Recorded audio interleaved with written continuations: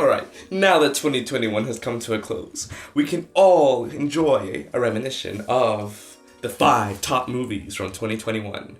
Now, we need one disclaimer though.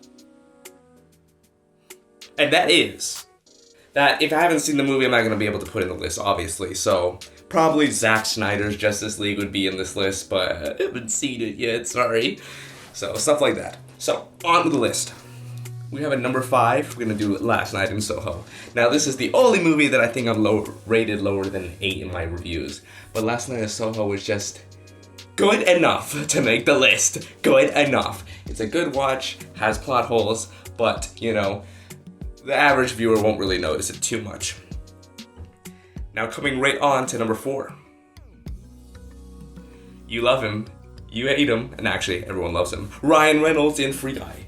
Now, Free Guy was, wow. Free Guy was such a good take. It was such a good movie. Like, it was like a breath of fresh air. Like, having this virtual reality love story and virtual reality meets Grand Theft Auto meets, like, everything. Like, all the characters were great. They didn't waste too much time on virtue signaling, and they were able to make good jokes and put whatever message they wanted across and keep the integrity of the movie, mostly. Of course, notable exceptions like I put in my review, but still a great watch for 2021. Alright, for number 3, I actually did not make a review for it on my channel, but because I watched it way too late for it to be relevant. But it was still one of the best movies of 2021, and that is Luca.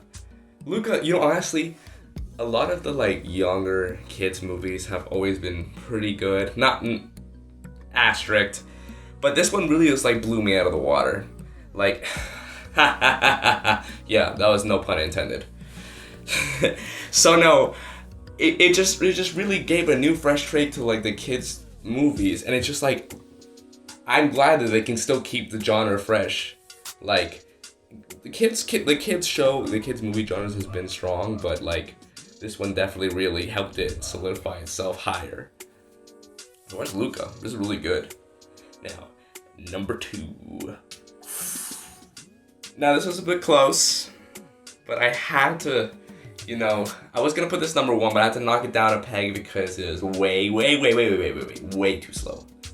Everything else is breathtaking, beautiful, and you know it, it's Dune.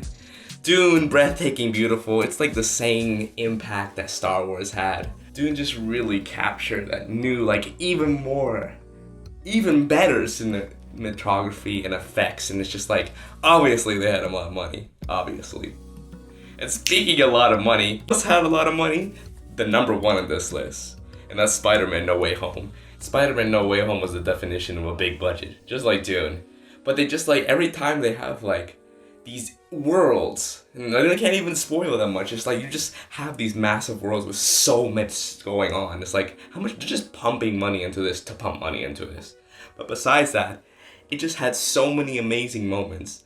Like, I loved all the characters that were putting it, the twists were great. Like, obviously there were some parts that were just like, they lacked luster. They kind of were going somewhere, and then I feel like the editors are just like, you know, let's just roll with it, which did work sometimes, but not all the time. But Spider-Man No Way Home really like took the cake, and I know I probably ended up rating it in the official review lower than Dune. I kind of made this list based on how much I feel like people would enjoy watching the movies. And I do feel like people will enjoy watching Spider-Man more than Dune, like hands down, like honestly. So that's why it's number 1 today. So, if you want more movie reviews, more centrist TM politics, and just cultural stuff in general, give us a subscribe. And we'll see you in the next one. We'll see you in the next year.